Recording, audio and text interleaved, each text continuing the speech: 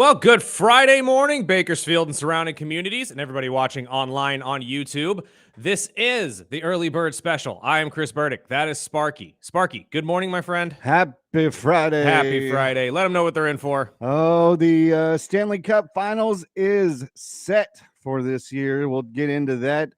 Some NBA last night. The Knicks pulled it out, forced a game 6. We'll get into that.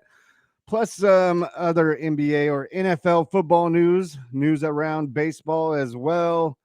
And we'll have our boy Bolt Brady joining us. Maybe you want to put some money on this Knicks Pacers game. I'm already getting some texts from our listeners. So if you'd like to text in with your predictions, whether it's Stanley Cup, baseball, basketball, whatever, 842-2000. We'll get to them as soon as we can. But yeah, Bolt Brady at 8:30. That's what I'm looking forward to. Absolutely. And again, BLEAV. Remember that, the Believe Network. That's where you can catch Bolt Brady and his bro. This is podcast. It'll be able to help you out further with any other betting needs that you may have. I mean, again, you have an opportunity here for about 10, 15 minutes. Get any questions in that you want. 661-842-2000. And that works for anybody watching on YouTube as well. You can text in at any point in time. We will get the questions out to them before we get out, and hopefully we'll make you some money. That's what it's all about. Before we get into any sports news, we got to throw this out. This actually tomorrow, if you don't have plans, you want to see some good old racing. The Battle of the Harvicks, the first of, I believe he said 9 races that he is going to be racing his son Keelan. It's kicking off tomorrow right here at the Harvick Kern Raceway Park. The doors open at 4. I believe the races start around 6:30, but you can get your tickets, and they are very limited. So if you don't want to wait till the last minute, tickets are only $22. It's going to be packed. Discounted for children, but get your tickets, kernraceway.com. And you know, it's funny. The more and more I thought about this, and again, this is self-indulgent. He's told us multiple times there's no bet between him and his son. Although I call shenanigans. I'm going to call shenanigans on that. I don't know about anybody else. Shenanigans! Shenanigans! That's right, Kyle. Shenanigans. Because, I mean, if anybody has ever been in a competition with your kid, there's always something else. Especially when they're 12 years old. Exactly. I have a 12-year-old, and it's always, we can be racing to the front door to, there's always some betting and some trash talk. Something. But I'm looking forward to it.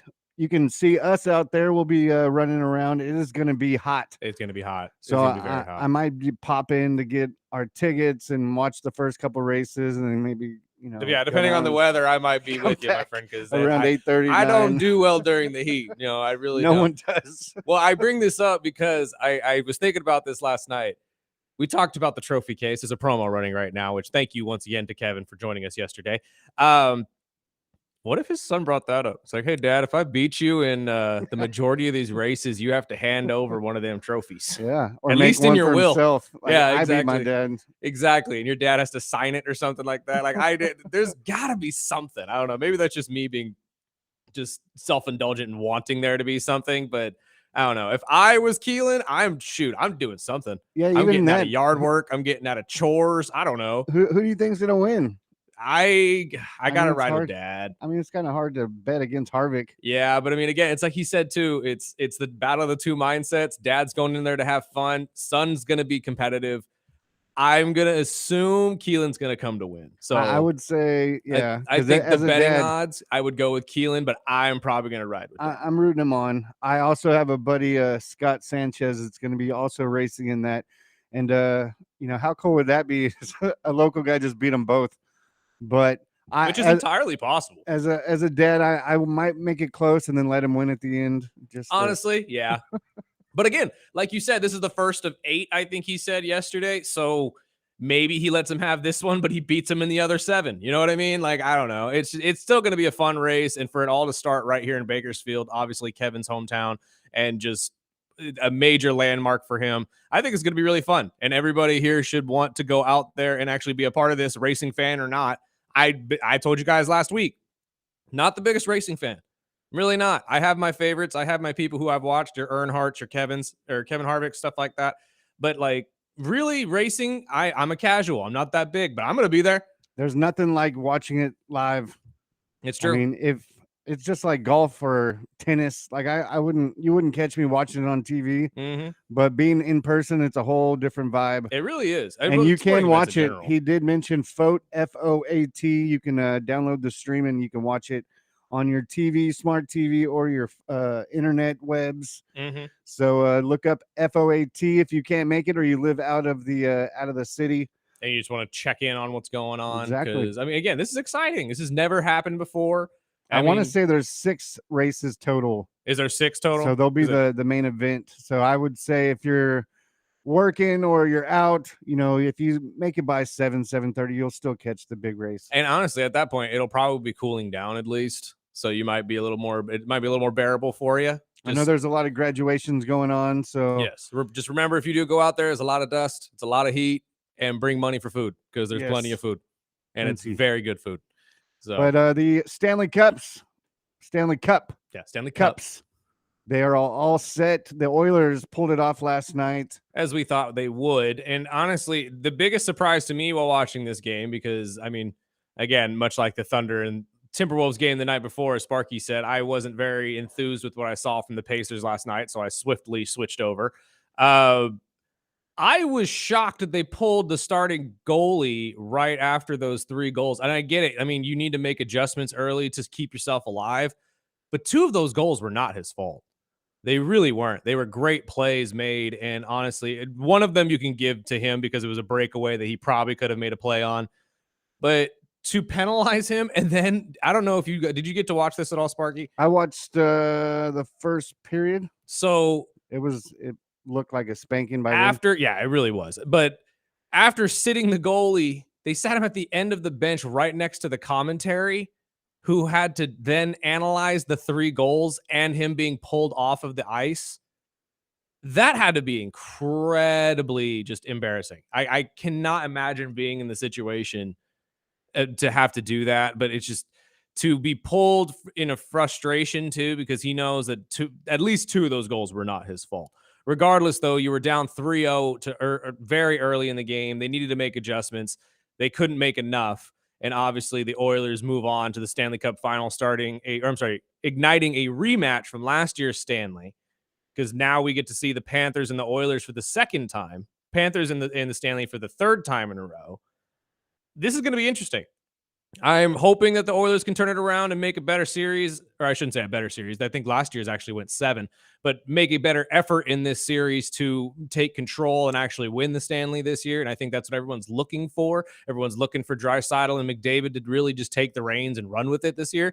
But Matthew Tkachuk and all the rest of these Panthers, they've been here before, obviously. They're very seasoned in the art of the Stanley Cup, and they're looking for their 2nd cup in 3 years. So it's going to be really fun to watch. Game 1 will open up on Wednesday night. I want to hear what Bolt, I know he gets into hockey too, so I want to see what his favorites. Obviously, I'm going with the Oilers. And yeah, I've rode with them this long. Again, I'm not saying we're Oiler fans on the show, but because of the connection with the Condors, it's fun. It really is fun to kind of cheer for them. So I'd like to see it. And the Panthers are looking to become just the 10th franchise in NHL history. I just want to see if the Oilers win the cup. Is Biz on ESPN going to make it a big deal like he was for the Leafs? I don't think they will. I don't think it's going to hit the same. I think Toronto was really like the favorite son to potentially win the cup, and they just, because that has fallen through, a lot of like the momentum of wanting the cup back in Canada, although still there for Canadian fans, it's still just not as prevalent if the Toronto Maple Leafs were probably in the Stanley. So I don't know. It's kind of weird to me, but it's still a possibility for a Canadian team to bring home the Stanley for the first time since '93. We have our first text said the Panthers in 5. Panthers in 5. Wow. I don't know about that. The defense of the Oilers has been stellar. And honestly, the goalie Skinner has been fantastic as well. Let's not forget how long they held the Dallas Stars to, scoreless, over 100 minutes in that last series. And to be honest with you, that's really what's going to win them the entire thing. You have to continue that defensive play and let their amazing goal scorers like McJesus and Draisaitl just do what they do. But at this point, I wouldn't say 5, because let's not forget last year went pretty deep. I think the Panthers have a very, very good chance of winning this, but I'm still going with the Oilers. I'm going to say Oilers in 7, though. I think this goes the full And just 7. flip from last year. Yeah, I think this genuinely does. In other NHL news, former Blackhawks star Jonathan Toews is planning an NHL comeback after sitting out 2 years. You know, that was one of the main stories is he stepped away for some health issues a couple years ago, and he's trying to push back. He came out yesterday and wanted to talk. He thinks he's all in. And good luck. Does it say he's going to return to the Blackhawks? No, he said he's a free agent. He's a so free he agent? can look Okay. at all 32 teams. Oh. And I mean, another weird one was the Ovi story that came out yesterday. Yeah. And it was flip-flopping, so I had to wait until this morning to confirm which story was real and which one wasn't.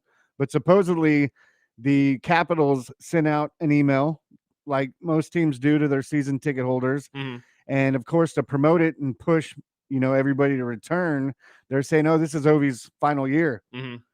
And of course, that's be like, "Well, this is our last time to see, some magic." And he came out and he's like, "I never said that." Yeah, no, I saw a video that he was kind of reacting to that, and he's like, "Yeah, let's see how that goes." I don't think that's exactly the case. And again,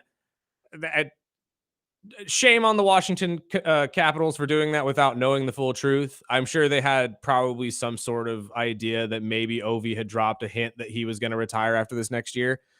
I'm just going to sit here and say, like, let's get the full story first before you start trying to use somebody's retirement to sell your tickets. And you don't even need that either. You guys were very successful this year. You're going to have the crowd next year. So that's why I don't really understand why they would go out of their way to kind of like make that a highlight when you don't even know for sure if Ovi's going to retire next year. Yeah, they came out this morning and went to social media and said the email was mistakenly sent by someone in the corporate sales department that didn't know what they were talking about. Mistakenly sent. That's a nice way to clean it up. Yeah, no, see, this is why you hopefully that person gets a stern talking to and says you need to hush because you're jeopardizing the relationship between us and our star player, even though it's never going to really get destroyed. Let's be honest, it's Ovechkin. Before we get away from that, we have another message said hot take: Oilers in 5. Oilers in 5. Okay, I mean, again, the Panthers this year as well, we have to take into account before trading for Brad Marchand didn't look like the same team that won the cup last year. They were struggling. Marchand has really come in and ignited the boys and made them look a lot better. So that might have been the ignition they need to stay in the hunt and potentially win once again against the Oilers. I'm not going to say either of these teams win in 5, though. I think 5 is entirely too short. Let's see how games 1 and 2 go, though. I believe we start on Tuesday of next week. Wednesday of next week. Okay, fantastic. And you know what? After game 2, I will be more confident in being able to say if either of you are correct in one of these teams winning in 5. And am I wrong, or did last year weren't the Panthers down 3 games? I have to go back and look at that. I'm not 100% sure. I don't know if that would mean they came back and won 4. Yeah. So I don't remember it that much. I do remember them going 7 though. Yeah. So that I would have to look into. But regardless, this series it's not going to be the same as last year. The teams are slightly different, but like I said, I think the Oilers defense is coming in a lot more hot this year than they did last year. And this is a very different mentality in this Panthers team who's already won a cup. So you're going in with not only the experience of already having a cup, but maybe at the same time, the lack of drive to potentially win said cup, because everybody knows if you haven't won it before, you have more hunger when you're there. When you have won it, this hunger may have subsided just a tid. No, Florida was actually up 3-0 and then what lost 3 to the Oilers and then won game 7. That's what it was. So, I mean, again, that could also be the case this year as well. We don't know. Knicks. Yeah, well, let's but we won't get into basketball yet. Let's take a break. We'll get into some baseball news before we wrap up this hour with some crazy NFL talk right here on ESPN Bakersfield, 12:30 a.m. 101.1 FM.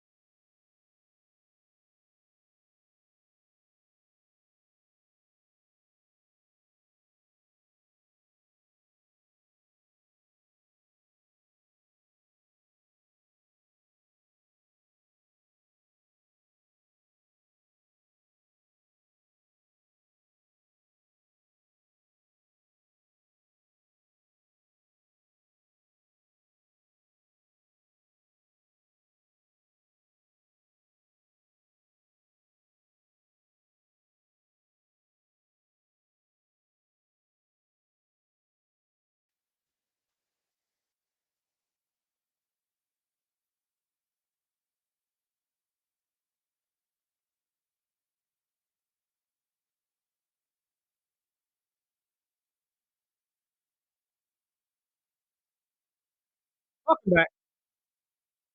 This is the early bird special. I'm Chris Burdick. That's Sparky. We got to give you an update in the world of baseball because we have been neglecting baseball tonight. But Hasn't started yet, has it? I mean, it has.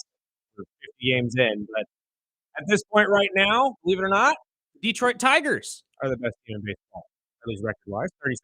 37-20, followed closely by the Philadelphia Phillies at 30 or 36-20. The Yankees 35, and so on and so forth. Dodgers currently leading the NL West 34-22, and the Chicago Cubs have the Central at the moment. I believe they're about 3 games over the the Cardinals. The Cardinals will be the next team. But there's a couple talking points within the league that we got to get to. Starting with Chris Sale being the the quickest pitcher to ever hit. I'm sorry, I'm looking for this story in front of my face. 2,500 strikeouts, which I don't think anybody was actually surprised of. Chris Sale has been an absolute strikeout king since he came into the league, and he's got some of the nastiest stuff I've ever seen. But playing for the Braves, and obviously a team that needs this kind of play, it's fantastic to see if you're an Atlanta fan. And 2,500 career strikeouts, I mean, puts you in some absolute just phenomenal company in terms of baseball. Randy Johnson, Pedro Martinez being 2 of the major ones you could talk about. Max Scherzer, Nolan Ryan, Clayton actually is on his way there as well. I'm sorry, he's way up there as well. I should say, I apologize. It shows as well that he has focused a lot on creating a great just repertoire and what's the word I'm looking for? Lineup of pitches is the best way to say it, but I'm just drawing a blank on the word right now. I apologize. And honestly, he's going to get easily over 3,000 in his career. He's got a couple years left in him. It's just really cool to see. And I'm saying this as a Phillies fan. I hate having to go up against him. He did it against the Phillies yesterday, but at least I can sit there and say that this is something really, really interesting to see in baseball. So it also goes down the line to, let's see, Lance McCullers Jr. This is actually a scarier story that I wanted to talk about today. We've been talking about the last couple of weeks how these athletes need to start protecting themselves a little bit more. You're getting a lot of death threats lately. You're getting a lot of people breaking into your homes when you're not there, especially when your family's around. And Lance McCullers Jr., one of the Astros pitchers, had to have this situation hit a boiling point for him and his family, where he is now having to hire security to protect him and his family after he was getting death threats from fans after a really bad start the other day. I don't know about you, Spark, but this is starting to get a little ridiculous in my opinion. I I mean, again, I get fanatic. I get everybody having a love for their team and wanting their team to be the best. But to send death threats to a player, even mentioning their kids at all, is ridiculous. Let's not reach that kind of boiling point here, people. It's a game. And honestly, if you have a problem because you're betting a lot of money on these games, you're losing your savings or whatever, and you're taking it out on the players. Yes, you, sir, have a problem. You have the problem. Exactly. Like, I don't get it. I don't know about you, but I mean, it's getting ridiculous. Fanatics have been around forever. I remember people sending letters, and they would cut letters out like they were like the like cut out pieces of magazines. And I would watch these old documentaries way before 30 for 30. And I mean, there's some fanatics. I thought I was a fanatic of my Dolphins, but this no, there are this people that tops take it to a way whole more. different level. Like, and again, and these are the ones that honestly you hear a lot of these athletes talk about when they hear their horror stories, unfortunately. Like, I heard a story of well, it wasn't necessarily like an actual story, but it was more of like a generic thing that Bubba Ray Dudley was talking about on his show, where Which I love that show.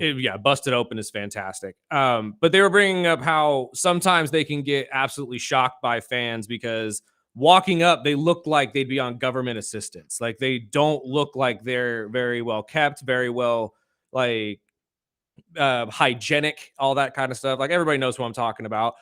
And then they pull out a just manila envelope full of hundreds and buy everything on your table. And you're like, where the heck did that come from? and they know everything about you, and they can talk your ear off about things that you don't even remember about your own life, and they get upset with you when you don't remember that. Yeah, do you remember the crush you had in 6th grade with the little Exactly. It's like, Ashley? And no, I don't. But that's really weird that you know that since you're 30 years younger than me. dude, you know how creepy that has to be, especially with these fanatic like experiences that fanatics Yes. actual business, not the creepies, but the people that go up and drop $1,000 for somebody to sign a jersey or a belt or whatever. And I've just collecting over the years, I've met some creepy fans. So on the internet or the under, I wouldn't say the black web, but where people will. I know of a guy right now, and I'll tell him right now. Tom out in New Jersey. He's a diehard Dolphin fan and a diehard Yankees fan, and he buys tickets to the games every year at certain times of the year. He knows where the hotels they stay at, what time they leave the hotels, and he'll sit out there and wait. And he stays in the same hotel. He'll book it 6 months in advance, and he'll go with a box of jerseys, a box of things getting signed, and it is creepy. And you would think, I mean, this guy is a grown ass man with the job. Like, how much time do you have with a full time job? And It but borderline's on he obsession. it exactly, and he knows exactly which hotel to book, which side of the hotel where they stay at, Yep. and what time they get up for chow. And he's waiting right there with the Sharpie in his hand. I'm like, dude, that's crossing the line. And this is what I'm saying. It's that kind of obsession though. It's unhealthy. And honestly, when you hear about stories like this Lance McCullers story, where he has to hire a full security team for him and his family, essentially Secret Service. Like I said, protect yourself, but for him to essentially have to have security around him at all times when he's in public, that's scary. Like when you have death threats coming to that extent, that is ridiculous. Like I get being a fan. I get loving your team. I totally understand that. I have love for mine no matter what. I will always be a Cavaliers, Falcons, and a Phillies fan, no matter how much people give me grief for it or how much grief I have to have for being a fan of all three of those teams, Atlanta specifically. But at this point, I'm not one of these. I can't comprehend what brings somebody to that extreme to have to send a death threat to a player on your own team because he had a poor performance. Let's relax. Let's take a page from Philly fans, actually, which is weird to say. And I understand why everyone's saying, "What are you talking about?" Trey Turner. Trey Turner a couple years ago. There's a whole documentary on it on Netflix if you'd like to go watch it. He was having a horrible season for Philly. He was awful for us. And honestly, it was really I hated watching it. It was really bad to a point where they were benching him. And the Philly fans, instead of getting angry at him, instead of cursing his name out and all that type of stuff, they loved him. They sent him love. They actually supported him, say, hey, it's okay. You're going to get through this. You're one of the best shortstops in the league. And guess what happened? Turned the entire season around. Dang near hit 350, 400, and led Philly back into the playoff race. It's okay to be a supportive person instead of going straight to anger. I know the internet allows us to just focus on anger, but like when these players are starting to have to hire security, now we're getting a little crazy. Now we're getting to the point where, okay, this is too much. I worry for some of these players' actual like health and their well-being, because I don't know if any of these death threats are actual like threats or if you're just trying to be a troll. We don't know. Nobody does. I mean, just now that the internet and people have cameras on their phones, I know it's probably helpful now, but it's still. I remember growing up back in the day, you know what I mean? Before people walked around with cameras in their pockets, I mean, there would be lines out at these events, even concerts. Concerts are almost the worst because, if a singer, I believe it was a Motley Crue concert I went to, and Vince Neil, I don't know if it was during his, bad drug days, but he couldn't hit a note. And within a half a song, people are, we hate you. And they start throwing lighters and batteries. And I'm like, damn, dude, like these people take it real, real serious. And that was before we started dropping $200-300 for concert tickets. And what's funny is there are certain fan bases that are worse about it than others, I could personally say, but everybody has their own way of doing it. and it can get worse and worse and worse depending on how much you either accept the grief and try to get better about it, or just kind of slump in your own thing. Like if you're a player in a New York based media situation and the media is hounding you and you don't respond well, or you try to snap back at the media, oh, it will eat you alive, and so will the fans. They Yes. will not be on your side. Well, let's take a break before we get into a couple of trades and a couple of pickups in baseball yesterday. Plus, we got a couple baseball texts that we want to get to before we get away from baseball. Text in, call in anytime during the show with your hot take or any comments right here at 842-2000. Put that 661 in front if you're outside of Kern County. Right here on the Early Bird Special, ESPN Bakersfield, 1230 a.m. 101.1 FM. And we are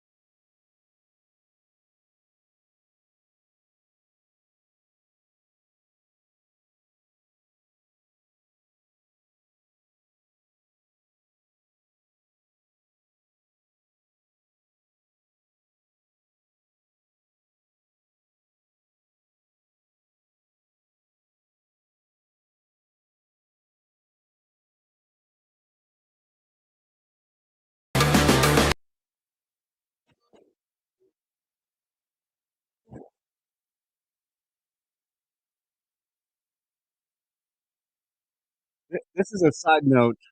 I watched Dave Mustaine Megadeth documentary yesterday, and he was talking about how Metallica stole a couple of his songs that he wrote when he was in Metallica. And he mentioned this band Excel wrote this song before Nothing Else Matters came out, and then Metallica stole that one too. But if you hear the riff, it does sound very similar I don't know which what. I have a new band to watch because these guys are actually pretty damn good. No, this is nice. Don't get me wrong. I very much like this. Dave is, Pretty cat.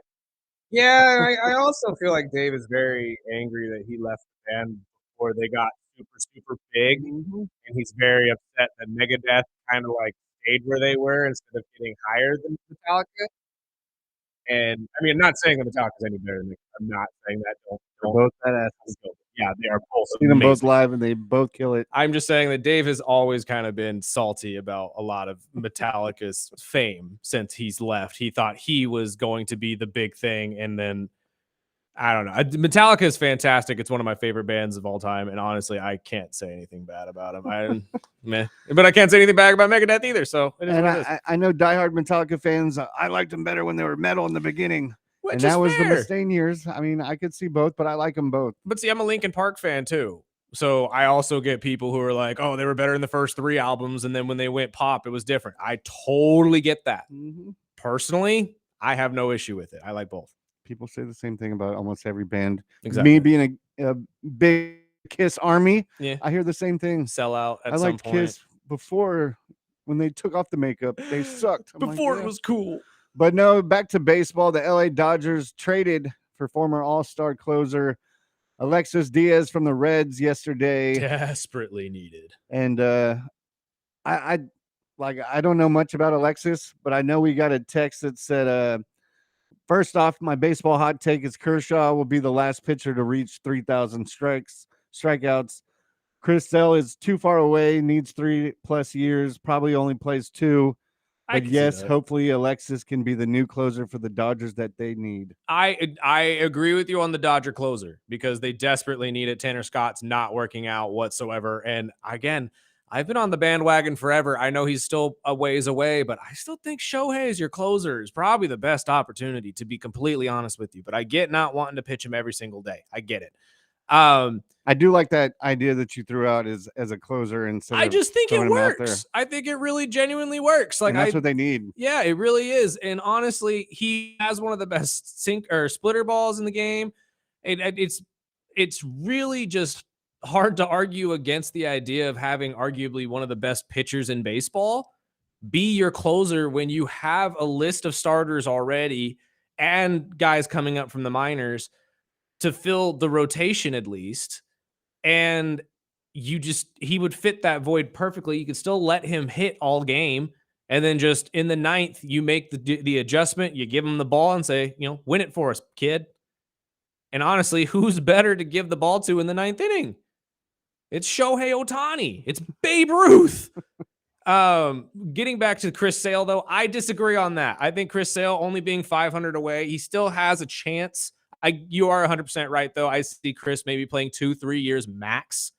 But if he can produce like he has been his entire career, it's not necessarily uncommon for him to hit the 200K mark every year.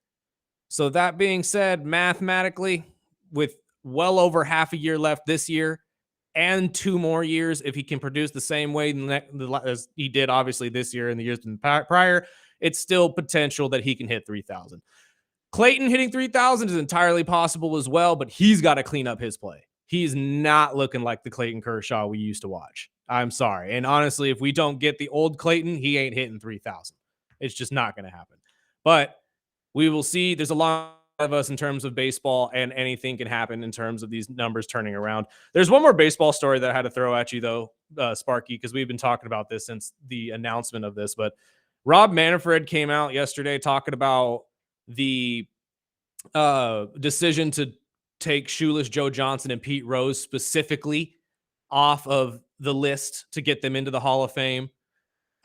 He says both of them are overdue, and he backs his decision of, essentially saying that people who have passed away can no longer really hurt the game. So it doesn't hurt to have them off of the banned list. I agree with him, at least on Pete Rose. Pete Rose is long overdue. I mean, again, betting on baseball is terrible, especially when you're the manager and shaving points and all that. I totally get it. It's a bad thing. And I agree with Rich Eisen, actually. I say put him in, but put the story in there. Baseball's all about stories, like Rich said, and what better way to explain why this isn't an okay thing than to put the guy in the Hall of Fame and explain to everybody he's in here because of his play as a player. However, his entire line to get here was jeopardized because of the betting as a manager and blah blah blah blah blah. We'll have a second floor of the Hall of Fame where Exactly. that's where they can put, Cheaters. Bonds and Sosa and McGuire and all them. Yeah, cheaters. Yeah, Exactly. I mean, well, I'd say the steroid era, because honestly, just call it the steroid era wing, because to be fair, that's what reignited a lot of people's excitement about baseball. If it wasn't for Barry Bonds and Sosa and McGuire having the home run derbies that they did, and I don't mean like at the All-Star game, I mean during games. I wonder if the ratings have ever been back as high as they were. I'd have to look into it. I'm sure they have at points, but it's probably never reached that high in terms of like longevity viewership. But back to the Joe Johnson thing, or the Rob Manfred thing. I agree do you agree that it's kind of long overdue for Rose? But I don't agree that it's overdue for Shoeless Joe, because I still stand by my statement that the Black Sox, anybody on the Black Sox, I don't care. You do not deserve to be in the Hall of Fame. I would not. I mean, I totally agree with that, and I don't think they get in. I don't think they'll get voted in. No, I think Pete Rose will, and I think I mean, I'm not 100% sold on the wait till they die. I mean, he waited a long ass time, and I'm still scratching my head to see if the commission that votes for it is actually going to get them in, because now this was just a story saying they are eligible, and now we still wait to see if they get in, and it'll be cool. I still would have liked to see Pete Rose's face before he passed, to know that he either is eligible to get in or just to see his face when he got in. But I totally agree with the whole Black Sox and how they ruined the World Series. I mean, that's a totally different story. Pete Rose was betting on his own team, and I know it's wrong, but considering what the state of baseball is nowadays, where they have DraftKings logo in left field. I mean, it's just a whole different world. But I totally understand, and I hope they do bring up a whole different portion with the asterisk or whatever they want to do. I mean, have they done that with past proven cheaters after post World Series? I don't believe Did so. they do that with the Astros a couple years ago? Usually writers won't put in anybody who has any form of cheating. That's why Barry's not in. That's why McGuire is not in. Like, that's why a lot of these guys will never be in, because they have that taintedness on their legacy. And baseball is very traditional, especially the writers. I mean, PTI said it well. Wilbon and Kornheiser said it well. It is really the writers and the people who vote these guys in who are the safeguards of baseball. And like you said, Spark, they're eligible, but that doesn't mean they're going to get in. Like, you still have to be voted in. This isn't like, oh yeah, we're putting them in as of today. Like, no, they still have to go to a vote. That's if they get voted onto the final ballot. I just don't care for the thought that we could potentially have the Black Sox even a part of the Hall of Fame. That's something in baseball that, like, personally, I know that you shouldn't erase history.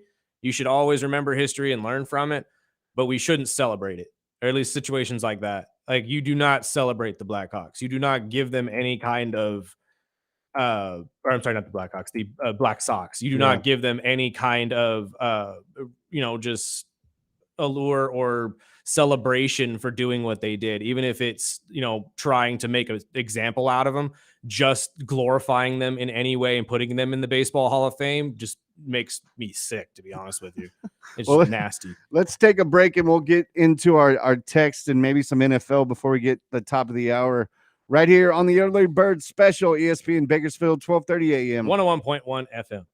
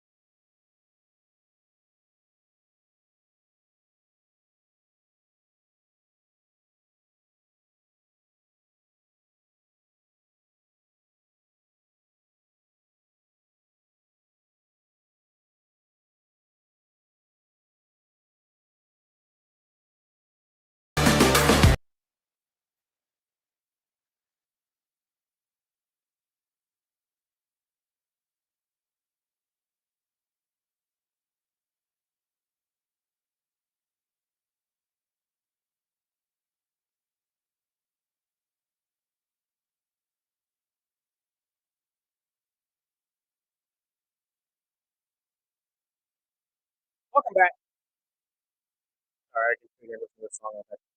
This is the early bird special. I'm Chris Burdick. That's Sparky.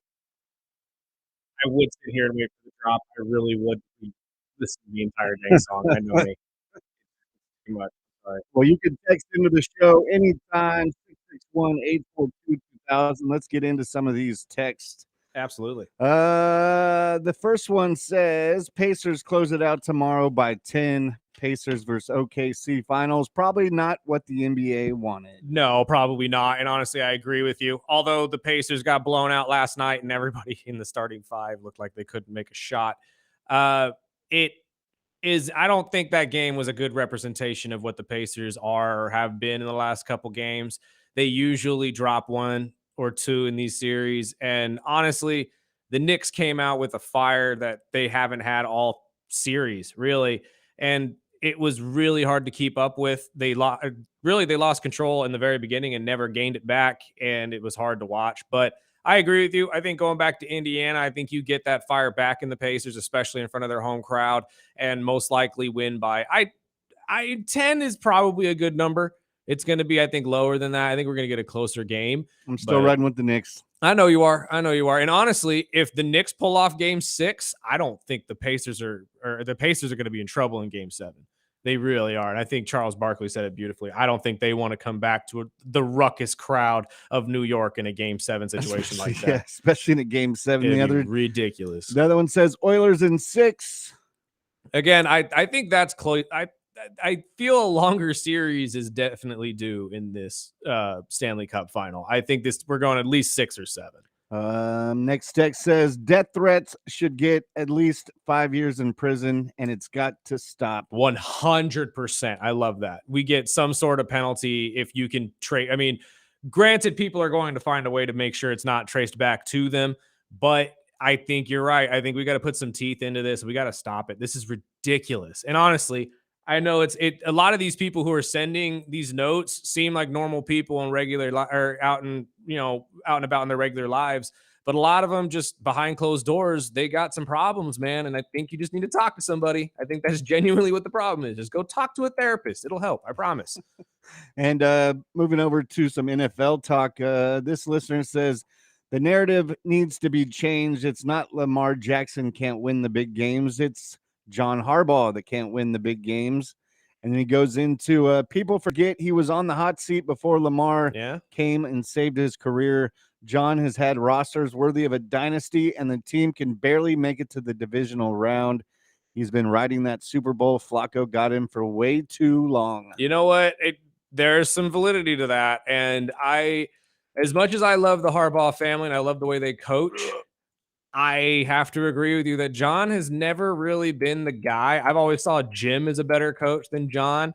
But, I mean, when you're the Ravens and you've had this long stretch of success, it's really hard to just walk away from a guy like that. I mean, you guys turned me around on the Purdy deal by telling me the exact same thing. You don't walk away from somebody who's put you in the right situations. And honestly, I think you say the exact same thing about John Harbaugh because although true, he was on the hot seat there for a year or two after the Joe Flacco years, he still has turned it around and has turned around a quarterback in Lamar Jackson that, let's not forget, nobody had faith in coming in. Lamar did not have faith as a quarterback coming in. In fact, they tried to make him a wide receiver. The only coach that actually sat down and said, no, you're a quarterback is John Harbaugh.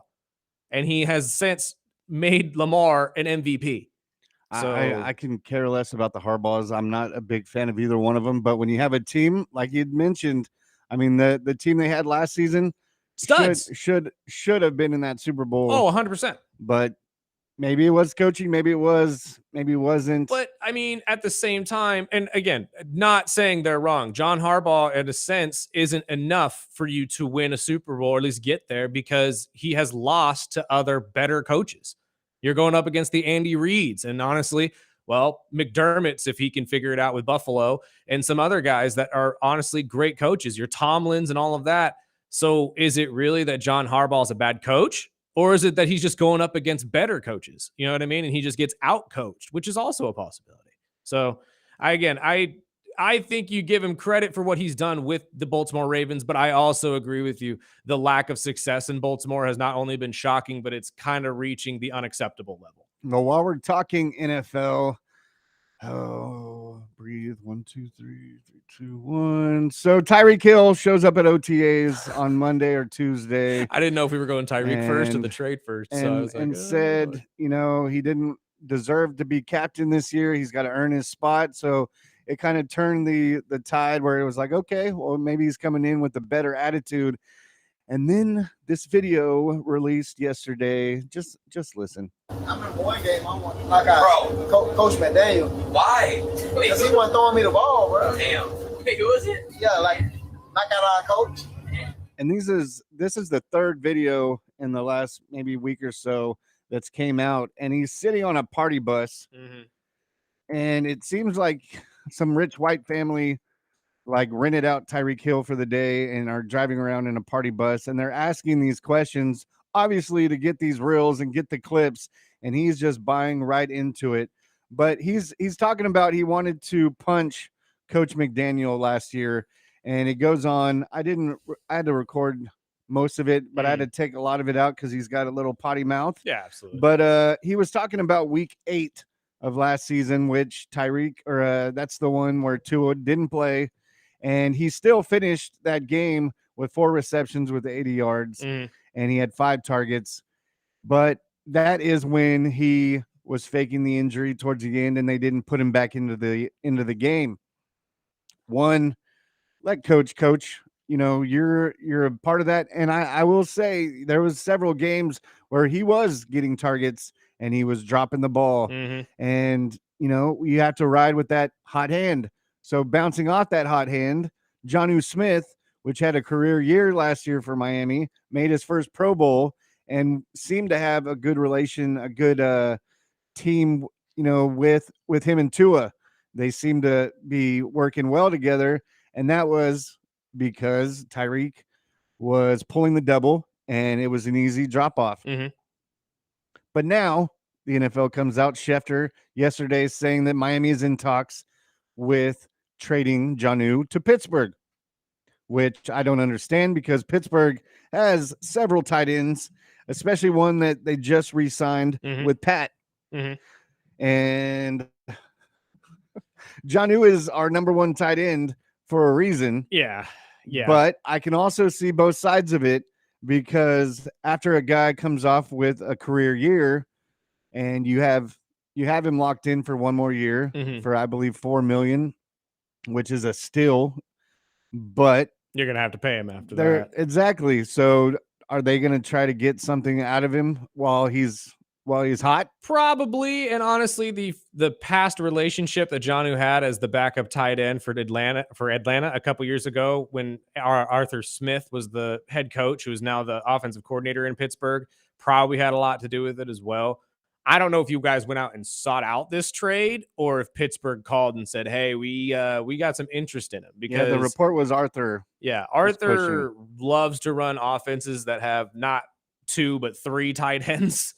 Like, he will absolutely throw Jonnu Smith the ball in a 3-4 tight end formation. So he's probably stacking up more in that area. But yeah, I think this is a move that I think your team decided, or at least Miami decided, to essentially just get the most value out of Jonnu that you can now before it potentially dwindles this year, or you have to pay him a big contract after this season. I know we drafted a tight end this year, and I know Miami's trying to keep it young. They let Calais walk. They let some other older guys go. But, man, come on, let him play out. He did come out. Jonnu did come out yesterday after the rumor came out and said he would love to stay in Miami, that he loves it here, but he wants a restructured deal, obviously, after a big year. And it's just going to be a lot of money that I don't know if Miami's willing to pay right now because you got a lot of money in other areas. So that just may be the issue that they ran into, which means you have to move on from a really, really good tight end. But we'll see how Miami rebounds from that in the upcoming season. We got to take a quick break and pay some bills. You listen to the Early Bird Special on 101.1 FM, 1230 AM, ESPN Bakersfield.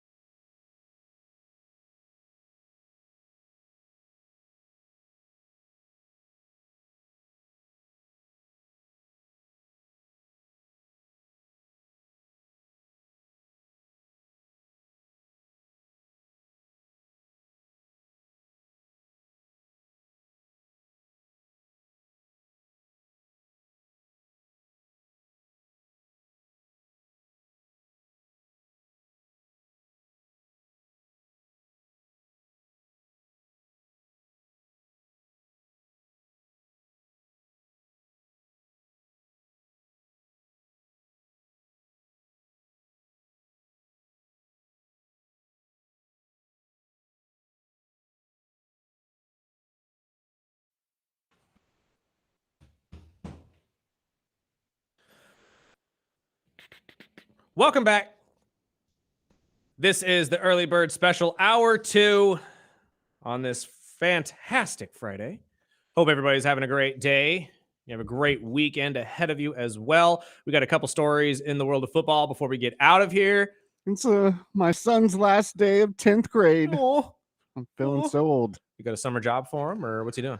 Dude, that kid works so hard really? all school year. He's playing 3 instruments in the middle of band at school. Oh, Plus, Bubba he needs a keeps break. straight A's. Like, Yeah, enjoy he needs a this summer. break. Put on some weight. He's been lifting on top of that. So Good for him. that kid, and he's got a driving test next week. So hopefully by the end of summer, he'll be driving me around. There you go. Everybody needs a DD. I'm just saying. I don't know. I mean, getting up this early, I would love to sleep while he drives, but Honestly, right? I don't think that's legal. No, I don't think so either. But well, actually, no, it is because you're in the car with him, and he would have his Even if I'm not permit. If I'm incoherent. Well, I mean, you're in the car with him. No one said you. I mean, as long as he's driving correctly, he should be okay. It's just funny that I'm teaching him how to drive the speed limit while, Harvick is racing his 12-year-old son on a racetrack. What's funny is we kind of brought up the same thing to not only my nephew who's 8, but JR's daughter who joined us on the JR show yesterday in our sister station on Current Radio from 2 to 3. We had her on the show quickly and brought that up as well. I was like, can you imagine 4 years from now racing your daughter on a racetrack going 100 plus miles an hour? It's like, that's ridiculous. Nope. But I mean, again, if you're looking to do something this weekend, you're looking to do something different, that is this weekend on Saturday at the Kern Raceway. Go check out the Battle of the Harvicks. Keelan taking on his dad, Kevin. And it's going to be very entertaining. I'm going to tell you right now, and you're going to want to buy your tickets now because it's going to be packed. Yeah, they are selling quick. But back to the NFL, Mahomes came out after, can I say I called this? Ducey is the flag football guy that came out. Ducey, said that he could play better than Mahomes in a flag football game, which is, that's his opinion. But Mahomes came out yesterday. What were you going to say? Can we just say we called this? Like, first and foremost, it doesn't matter because it's a couple years from now. But Patrick just said, he's like, I'm going to leave that to the young guys. I'm not even going to probably play in that. And he said, I'll be 33 by the time that comes around. Exactly. And I'll have some football to study and get used to or get ready for. And, aside from the flag football, he did come out and say about, this team, their hunger after the Super Bowl loss. It's hard. I mean, I feel like I focus every year because I know how special a run that we're on and how many years left I'll have with all these great players and a great team. Every team's different, and you don't want to miss an opportunity. But I mean, obviously, when you lose a Super Bowl, I think there's sometimes in those workouts you may be a little tired. You have that extra added motivation to finish even harder, finish even stronger. And I think it'll be good for us at the end of the day. I mean, obviously, looking back, you want to win the game, but a lot of these guys hadn't ended the season on a loss that are on this team now. So I'm sure they'll be motivated to go back out there and try to find a way to get to the Super Bowl and win it this year. And honestly, that's where his focus should be anyway. And I think a lot of these players echo that sentiment. We heard A.J. Brown say the same thing. Guys, we're more focused on Super Bowl rings than they are than the gold medal. Yeah, than the gold medal, which is another great accolade. Don't get me wrong, but outside of the Justin Jeffersons, I don't see a lot of guys really sprinting out there to be a part of this team. Which is why I think guys they're in the flag football realm. Don't worry that much. I know Eagles quarterback Jalen Hurts came out and said he would love to. That would be a goal to get a gold medal, right? Whether it was flag football or not. Joe Burrow said the same thing. I know there's been a few players, but what I wanted to bounce off you, which was hilarious, and was former Eagles center Jason Kelce floated an idea yesterday. He said, with all this talk, why don't we just line up and do a, kind of a New Heights podcast that he does. Mm-hmm. He says, why don't we just do a David versus Goliath kind of setup where our NFL team that we put together plays against this flag football team, and whoever wins, takes place, and that's our USA team. And he kind of laughed it off, and he said, I would play that. Honestly, I think a lot of people would, but I don't think it would really need to go down to that. No. To be honest with you, I think we're going to have a perfect amount for everybody to be able to be on the team and play at some point. I think it's more ridiculous that you get flag football players saying that they could play better than NFL players. Yeah. And I think that's their world. Let them. No, I know, but pump here's it my up. thing. You all started in the same realm, which was college football. Mhm. Some of them got drafted and some of you didn't. Guess which league plays for which? And at the same time, I think Cam Newton had a great point on this the other day when they brought this up. You play completely different when there's no fear of getting hit. To sit there and say anybody could play football better than Patrick Mahomes when there's no defensive lineman crashing down on him wanting to take his head off, I think that's ridiculous, especially if it's 5-on-5 and there's no rushers. Are you kidding? There is nobody on the planet that would throw a football better than Patrick Mahomes. And I just think it's kind of ridiculous that we have this rivalry in the first place. And it's funny that we're 3 years away and we're talking about it, first of all. But second of all, this is gonna be a talking point for the next. Maybe I'm the bad old man or I poo-poo on it, but I seriously think it doesn't get traction after this year. No, absolutely not. And It's only in there because it's in America. Are you kidding? And I don't think when we're talking about the 2032 Olympics, No, it's not. I wouldn't be surprised if flag football isn't even a part of it. No, it'll probably get knocked out by handball or something. You know what I mean? Like Pickleball. Yeah, it depends where. I don't even. Do we know where 2032 is going to be? I have no idea. I can check. Yeah, I mean, I don't even know if they announced it. You probably don't even need to look it up, to be honest. It's not a big point. I agree with you 100%. This is a one-time thing. This is not going to be unless it's a smash hit and like they make a ridiculous amount of money off of it and the Olympic committee just says, you know what, let's try it one more year in Europe. It's Australia. Oh, actually, you know what? I could see Australia keeping it. And I can keep a handful of people keeping it just because they're actually good at it. But we'll see. I do agree with you, though. The likelihood of it being in the 2032 Olympics is very minuscule. The only reason that we're talking about this even being in the Olympics this year is because we're in America, and this is America's game. Yeah, and somebody took a shot at Kermit, so somebody had to talk about it. But before we get away from that, because I know we have some basketball to talk about before Bull Brady comes in and gives us the lines. I heard Damian Woody yesterday talking about the Steelers. Of course, they were talking about the Browns as well, and Flacco coming out and saying that he isn't there to be a teacher. But Woody had this to say about Pittsburgh and why he thought that they should have traded Mike Tomlin. If you're the Pittsburgh Steelers organization, how can we navigate ourselves to get a franchise quarterback? Because you can't, ultimately in this league, you can't win a championship without a franchise quarterback. You got to find a way to go get that guy. Well, what's the one piece that you could possibly flip to get that? And I know, listen, giving up, trading a coach, that's a gamble. But if I can go ahead and get the quarterback, everything else solves itself. And so if I'm the Pittsburgh Steelers, that's what I would have done. I would have traded Mike Tomlin. And Mike Tomlin, honestly, why wouldn't I entertain that? Really? I haven't heard this take. Are we really getting to this point in the NFL too?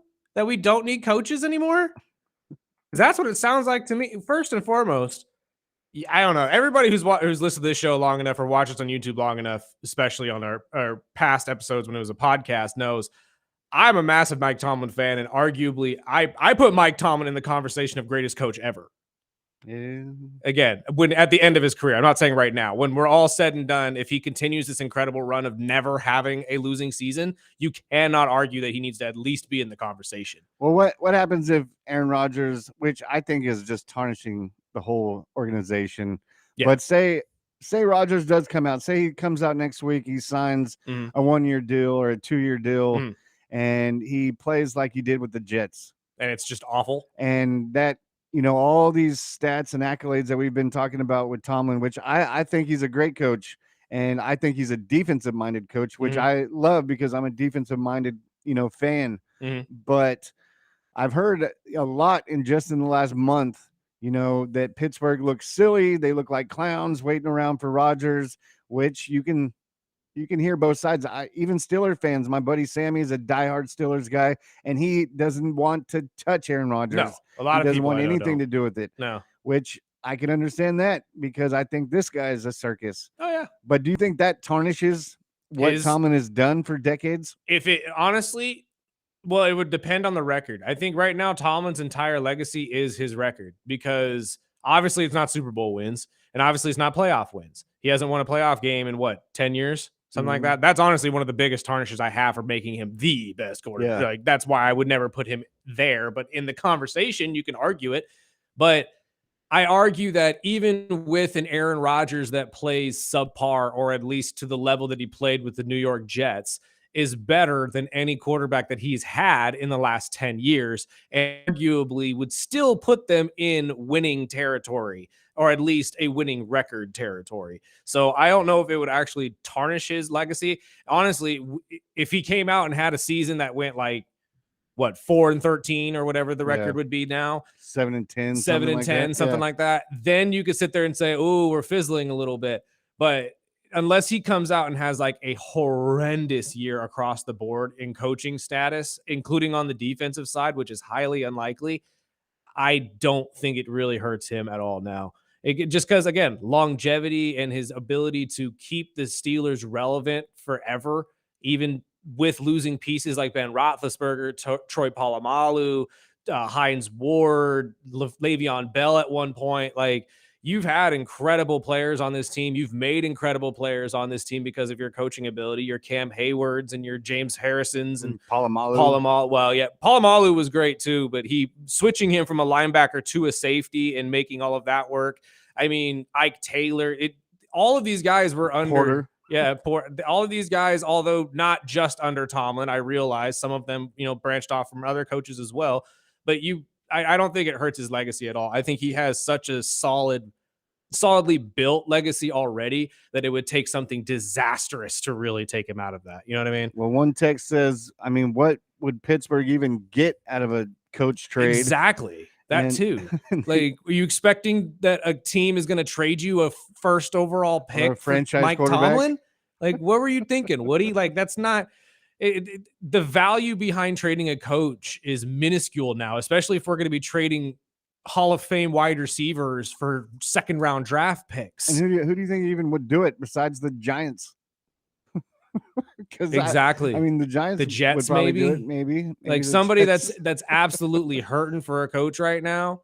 But yeah, no, I don't like that take baffles me, just because, like, what are you expecting him to be? What piece are you expecting him to be for anybody? And that's coming from a former NFL player. I know. And that's why it shocks me. I'm like, Woody, what are we talking about here? There had to be more context to this. Like, I don't know. That was a wild take, in my opinion. Well, the other text was a great follow-up on my Harbaugh comments. Thank you, guys. I've been waiting for years to hear someone with the platform that gives us this kind of take. So I appreciate it.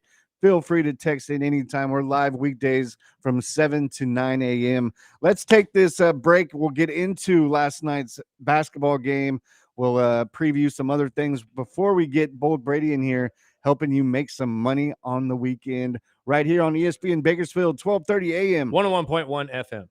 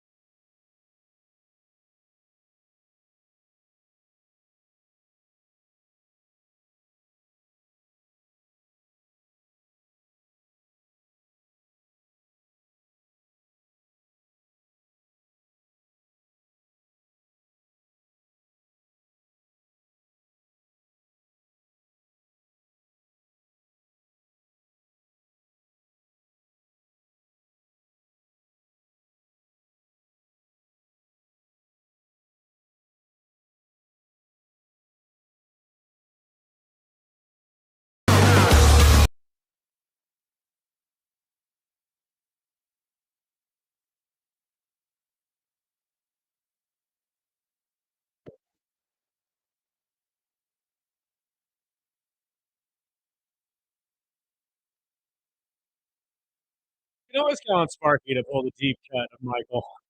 Anything, Michael. Anything, Michael. Honestly, that could be a trivia for us for 1 week. Can you spell Sparky in Michael Jackson Jr.? No way. I can honestly tell you right now, you will not. There is nobody on this planet that knows Michael better than the man behind the glass. Right there. And creepy, not creepy, but creepy. Me and JR over here had tickets to his funeral. Okay, you can't just drop that. Now you got to explain. So Sorry. we both worked at a news station at the time, and we used our media passes. There was actually a draft lottery to be able to attend that as a media consultant, and our number got picked. Nice. And at the time, our what was called a PD at the time did not allow us to go. That's so lame. I mean, it was kind of, we were just throwing our names in just to see what would happen. And then when we won, we're like, what? We can actually go? Like, that's okay. Honestly really cool. Though. I mean, just the ability to say you were at Michael Jackson's funeral would have been kind of interesting. But the draft lottery and you won, and they still wouldn't let you go. Yep. But back to some basketball. Rude. The Pacers suffered their worst offensive showing in the postseason, easily losing to the Knicks 111-94, which a lot of people after the game were talking, this kind of happened to the same thing with the Knicks when they went up on Boston and they had the chance to close them out, and then Boston spanked them. Yep.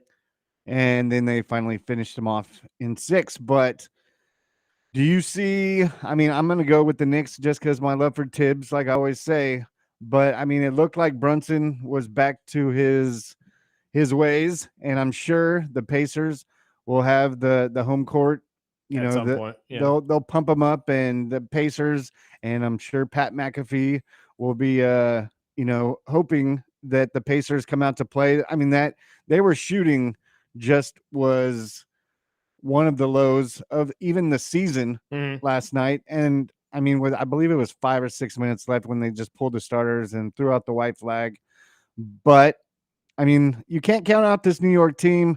I would think that Pacers come out swinging, and it was really because of the start of the game. The Knicks were, I believe, up 7-0, 8-0, and they really didn't let off they gave them chances because there was some stupid turnovers and silly fouls that kept the Pacers in it. But I mean, their shooting was just was bad. And to go through Halliburton, I mean, I believe he finished with 8 points, 2 of 7 shooting, which isn't a Halliburton type game. But no, but if you look at the minutes numbers as well for the starting 5, I mean, Naismith only played 16 minutes. Turner played 20. He played 24, but low 20s. A lot of these guys didn't see the court in, I think, the fourth quarter specifically. But when it comes to Halliburton and Siakam specifically, Siakam had 15, 6, and 5. So he had a subpar game, but at least he showed up and got double digits. Tyrese, I don't know what happened in this game. I don't know if he just was out of his funk and didn't have the shooting motions that he wanted, or maybe he just didn't have the open shots he wanted. Jalen played very well on him. And I did notice that the Knicks were playing much more suffocating defense, especially off the dribble and off of the initial inbound passes. They played that Tibbs defense. Yeah, they finally got under them and actually played defense for once. But I agree with the listener. I don't think this game is a good representation of what the Pacers are or what they've been able to pull off. I think they came into this much like the Knicks did in the last series and just said, all right, we're walking into a championship series here. We're already up 2 games. Even if we lose this, we're not that big of a deal. It's not that pressing to us right now. And the Knicks were literally, back against the wall. If we lose here in front of our home crowd, not only do we have to go home, but I don't think this crowd's going to let us go home. They're going to be right outside waiting for us. So they had a lot on the line. I think they came out and answered beautifully. And this game was a great way to reignite the Knicks fans and give them some hope that you have a chance in this series. I still think the Pacers pull it off in 6, but I think you're going to get a much better game out of Tyrese Halliburton, specifically in game 6 in front of his home crowd. And I think this bench for the Pacers too is going to get a lot more involved than they did in game 4. So yeah, I'm sorry, game 5. The Knicks are going to have to keep that gas or like what Jacob Fatu said, what All gas, no brakes. all gas, no brakes. They're going to have to continue that and play that suffocated defense. And the real question is if they can win a win or go home type game in Indiana. And what was funny, which I pulled this clip this morning, was Pascal in his post game interview, and you can break us down afterwards about what this reporter and his history. But listen to this. He was bickering with the reporter after the game. What do you mean? How is it possible to not fight hard enough in games? What are you talking about? They played harder than us. It's okay. We played hard, but they played harder. What's your point? I don't get it. My point is you're saying you guys got outfought, and I'm saying that happens in the game, though. That's basketball. You're good? You're good, bro? You're looking for something, I know. But damn. No, but I'm telling you, though. I told you. What else you want me to tell you? Well, what about you tell me? So go ahead. Who's this guy? What's your name, bro? Oh. Lord. So for those of you who couldn't hear what the reporter was saying, he's asking how the Pacers could have come out with such of a lack of intensity and a lack of really drive to win this game, since it was a closeout game for them. And he is very vocally upset that the Pacers didn't close it out in this game and they allowed the Knicks to win and blah, blah, blah. And Pascal is already that's why I'm on Pascal's side with all of this, because I don't gave even like you your Pascal, answer, man. dog. I don't know what you're asking for. You're sitting here asking the same question. He gave it to you already. They played harder than us. I don't know what you want me to tell you. Like, we lost. Why don't you tell me? Exactly. Why don't you tell me what we did, since you clearly have an answer that you're trying to fish out of me? And for those of you who don't know, this reporter has a bad history in the Indiana media. Apparently, he has again, I don't know the full story, so I'm not going to sit here and say that I know it verbatim, but apparently he has a history with the Indiana Fever, where he and a player on the team had a weird instance between the two of them where he made her feel uncomfortable, so he is no longer allowed to cover the Fever.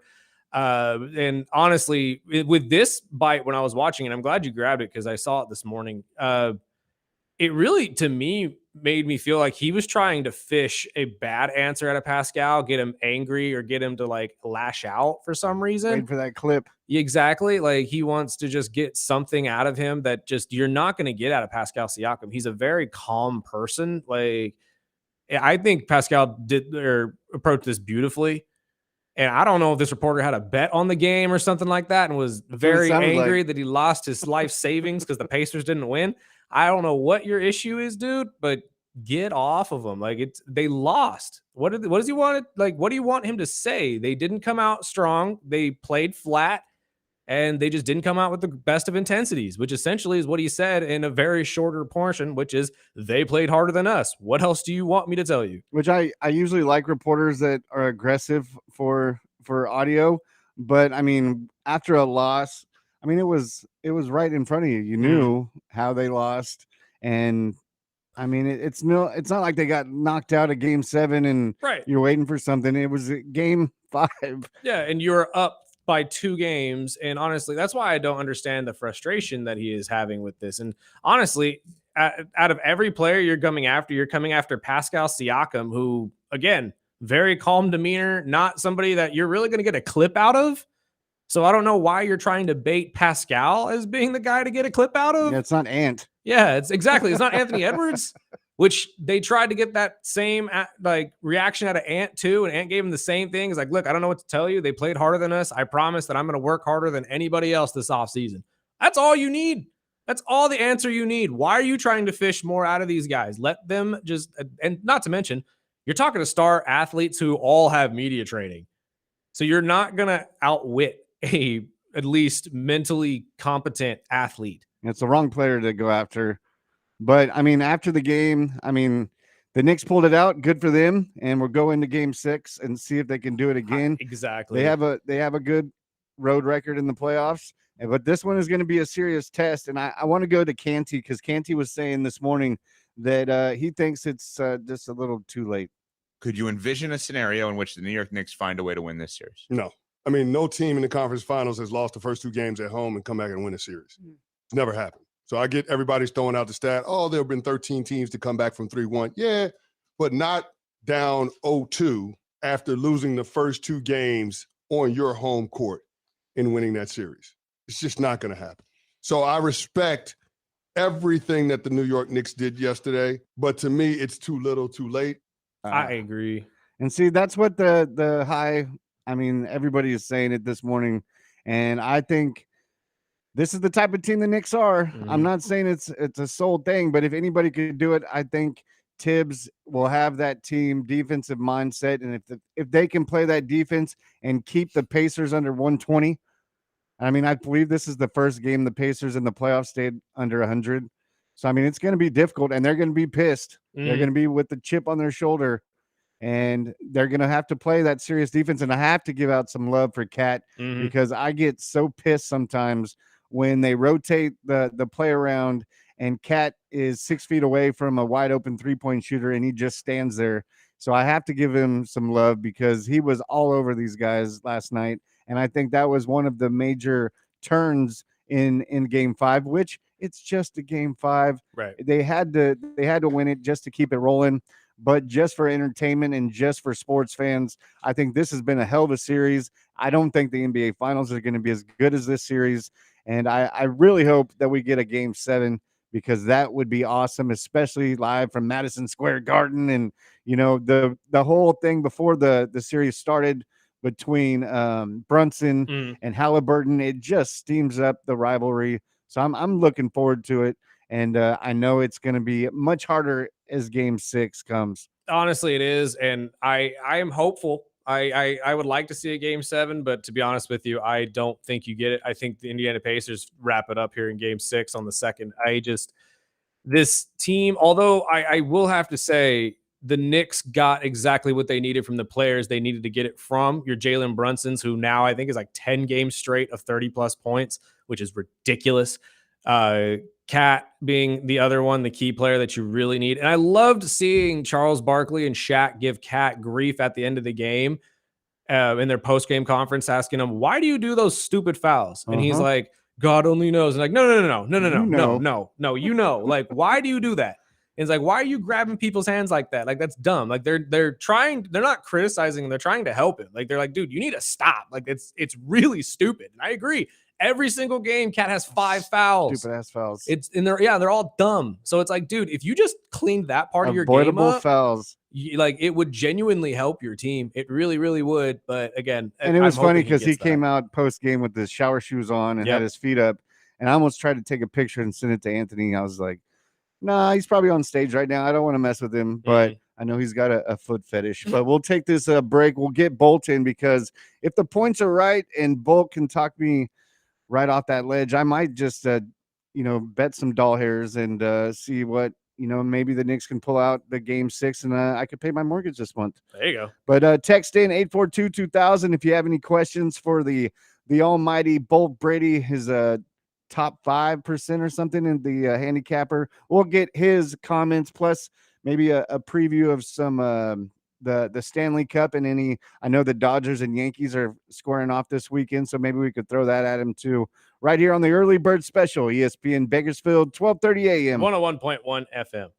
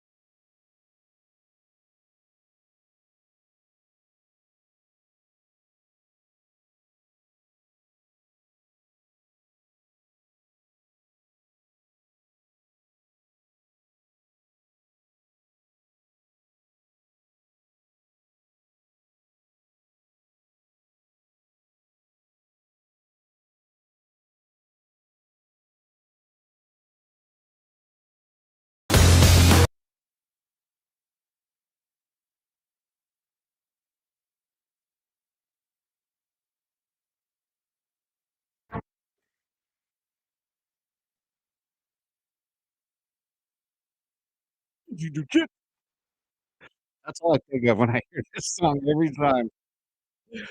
Well, what I think about when I hear this song now is our next guest, Mr. Bolt Brady from Bolt Brady and his bro at the Believe Network. What's going on, sir? Happening, guys. Great day today. I'm going to talk to you, and then my brother and I are going to go play some golf. Ooh, Beautiful. fantastic. Where are we playing?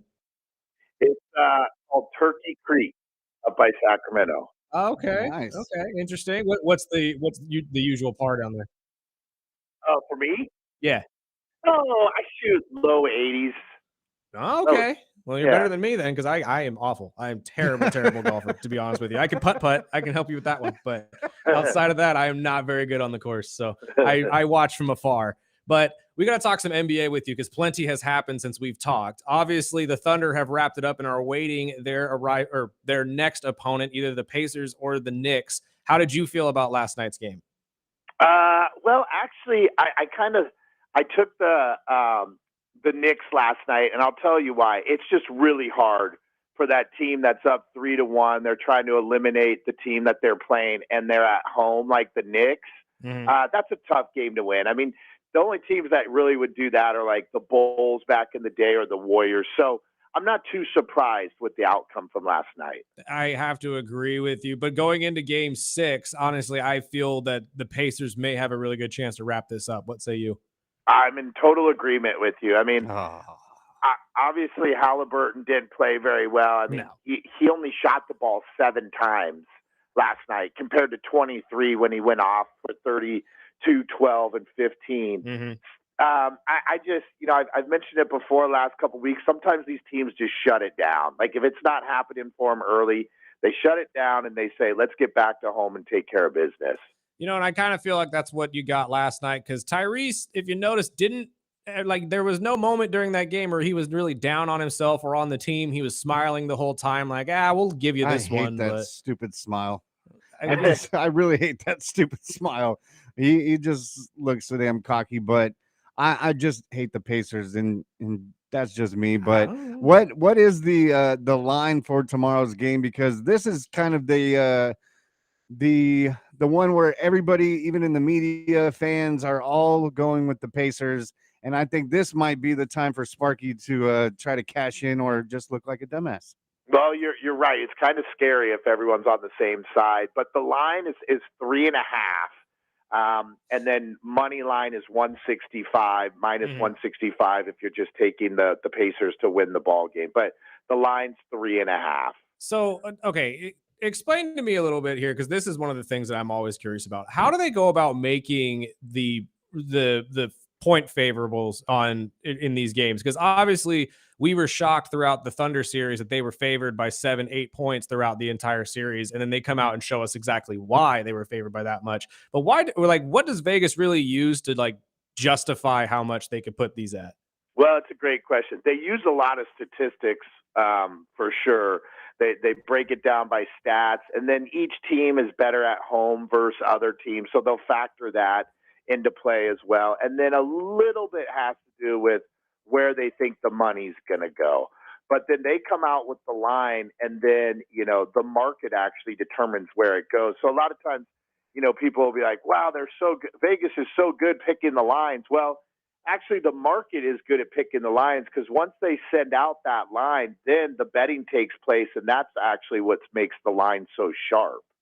Got it. Okay, that makes a little more sense. I figured it had something to do with just the way they played them throughout the year or something, but sometimes I see some of these and I'm just shocked about how just distant some of these can look. Because I mean, throughout the Thunder and T-Wolves series, on paper at least, you would think that those games would be closer. I mean, the regular season games were all competitive at least. Right. Well, and I hear what you're saying. Because when you look at 7.5 or 8 points, God, that's a lot of points. But for these teams that are really dominant, like the Thunder, like the Warriors, still the Warriors when they're at home, it's almost a green light for me, no matter who the Warriors play. If it's 7 or lower, I take the Warriors just because they play so well at home. And OKC, I'm really impressed with their defense. I don't know. Honestly, if I've seen a team play defense like that, where you've got all the guys bought in to playing team defense, usually you'll get 2, maybe 3 guys that are out there hustling. You've got all 5 guys working together. It's pretty impressive. I have to agree. And honestly, anybody who comes out of the East is going to have to deal with that. And I don't know if anybody can. I really don't. This team looks that good.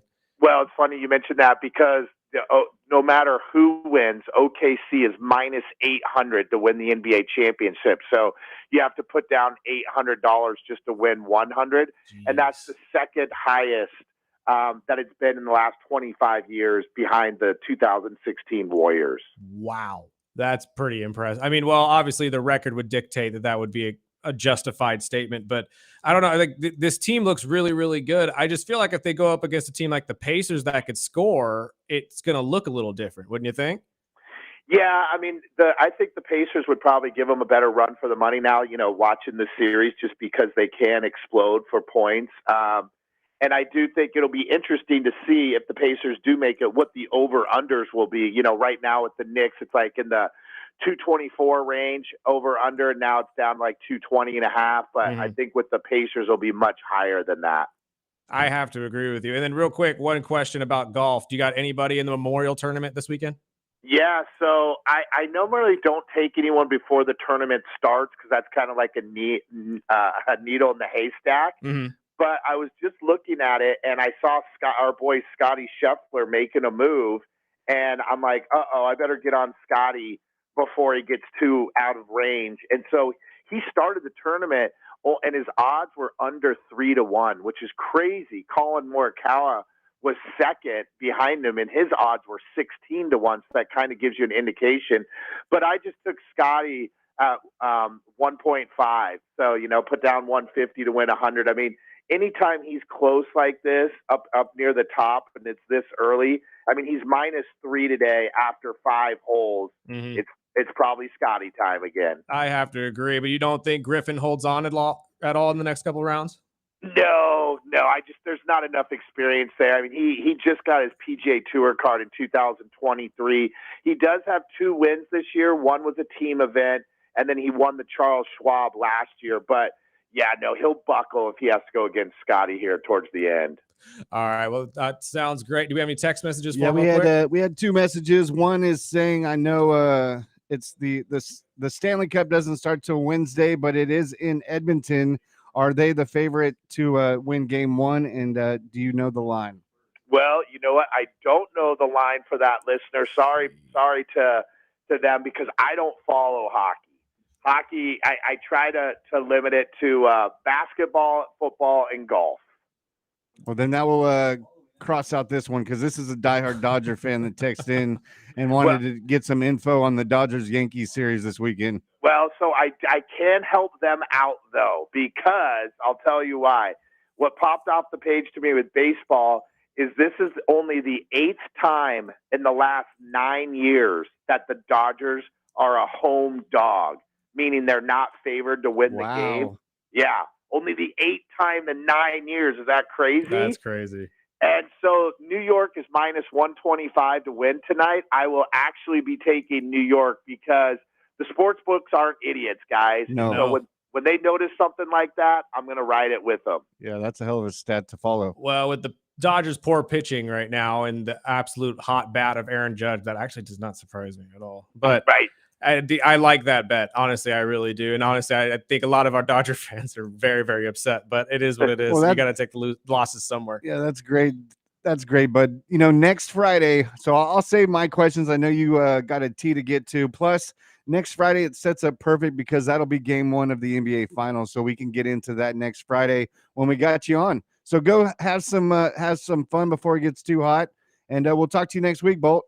All right, guys. Take care. Thanks. Thanks, brother. We got to take a break real quick, pay some bills ourselves. This is the Early Bird Special on 101.1 FM, 1230 AM, ESPN Bakersfield. And don't forget, go follow us on all social media, Instagram, YouTube, TikTok, Twitch, and Facebook as well at the Early Bird Special. Did I hear something that there might be some news breaking? There might be a little bit. I got a little bit coming up this weekend, so you better look out for that. And again, if you can guess correctly on our special guest for next week, we may be able to hook you up with something. Just saying, but go look out for that on our social media. We'll be right back.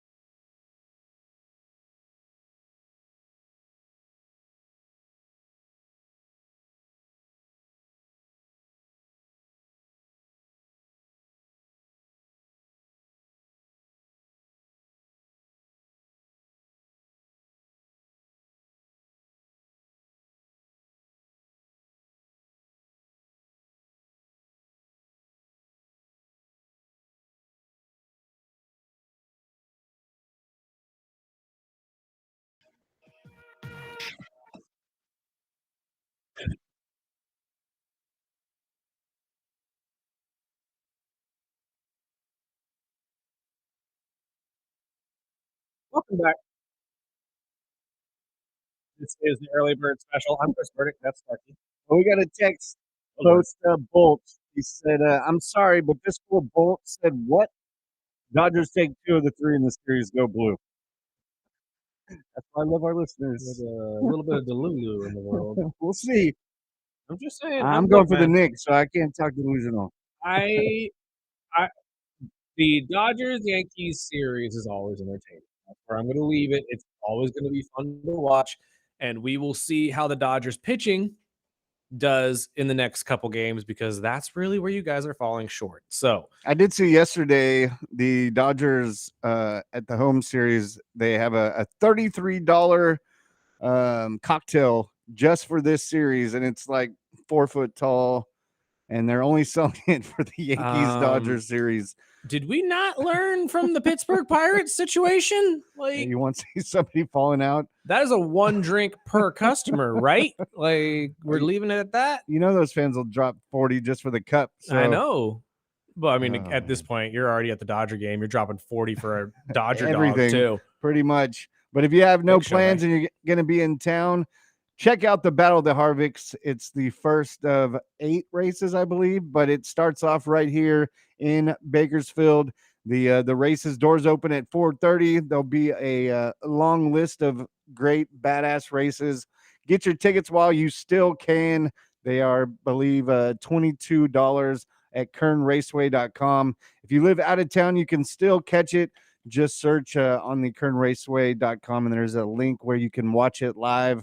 But we'll be out there, rooting on Kevin and Keelan Racing. And I've got my third bet is Scott Sanchez. I think he pulls out a behind win against the closer, but we'll see. We'll see. But it's the Battle of the Harvichts tomorrow night. But it is Friday. What are we watching?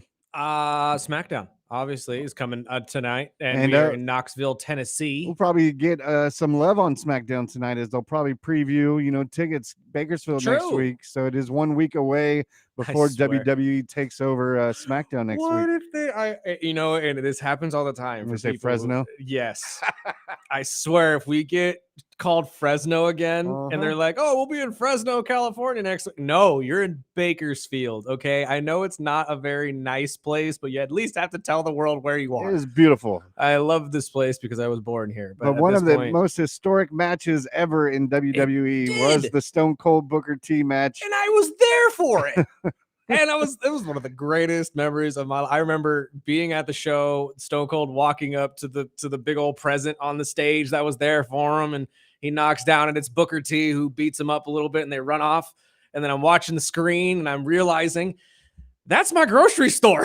Like, that's literally the grocery store. It's down the street from my house. I look at my mom and said, Mom, that's Green Frog.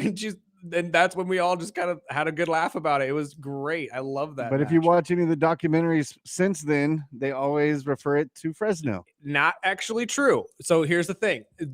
Stone Cold makes that mistake a lot. Yeah. He makes that mistake a lot. However, Booker T does not. And Booker actually, in his last documentary where they brought this match up, went to this now Dollar General, used to be Green Frog, and talked about the whole experience. Oh, nice. And actually gave Bakersfield a shout out and stuff like that. So at least somebody then had to clean it up. Yeah, honestly, on his face though, you could tell it's like, I thought it was Fresno, but I guess it was here. But yeah, no, because actually I think I know I shouldn't say I think. I knew the family who owned Green Frog before they closed, and they had explained to me what had happened later on in my life and how this all came about and how they were just saying, well, we were closing the stores and it was a good amount of money to keep us open for a while, so they took the deal. And honestly, it's a great publicity thing for them, and they'll always be in the history books for at least wrestling, because that, I agree with you, is one of the most memorable, at least, promos of Stone Cold's career. I mean, aside from besides SmackDown tonight, we got the Harvick race tomorrow. Yep. Some basketball. So I'm going to be going back and forth between the races and basketball game 6. Is not until Monday. I saw it's not until the 2nd apparently. They moved it. I think they moved it to Monday, because that's what I'm looking at right here, is that it's actually not until June 2nd. What? So we will not have basketball this weekend. Wow. However, they were pumping it up last night. It was I know, Saturday. I I have know. a promo running on this station that says Saturday. I'm looking at ESPN Wow. website right now, and it says June 2nd. So unless this is game 2 and I'm misreading this, but I believe that's what game 7 would be. You know what? No, you're right. I'm sorry. This is game 7. I don't know why it's showing me game 7 right now. So I that'll believe be tomorrow on it'll be 5 o'clock tomorrow. And then if there is a game 7, it gets pushed to Monday. But no, it's crazy. And on top of that, I mean, it's a busy. It's going to hit triple digits today and tomorrow. Stay cool. Stay out of the heat. Drink your water. And honestly, you're going to have a good SmackDown tonight. John Cena and Cody Rhodes will most likely be talking. You get the qualifying matches. I believe it's Andrade, Carmelo Hayes, and Jacob Fatu going at it. And then Naomi, Nia Jax, and Jade Cargill should be the other one that you get tonight as well. So that'll be a really entertaining one. Is it final spot? I don't know if Or it's the that'll be final Raw? spot. It's one of the final women's spots for sure. I don't know if it's the final spot. And also, I forgot to shout this out as well. Bakersfield Anime Convention's this weekend. If you're into that, I will be out there Saturday for a little bit. So I believe that is at the fairgrounds over the weekend. So I would go check that out as well if you're looking for something to do. Plenty of stuff to do. I got to throw out some love to our listeners. Plus, Kevin Harvick joining us yesterday. We had a busy week, and we have even a busier week next week. We've got the CSUB women's basketball coach, Ari Weidman, is going to be joining us Monday. We've got a mystery guest next week as well. Plus, we'll welcome in Andrew Boydston next Thursday, a local comedian, and is also a teacher. So we'll hear that story. Plus, we'll have Chris Flell next Friday. I really hope some of his students aren't listening.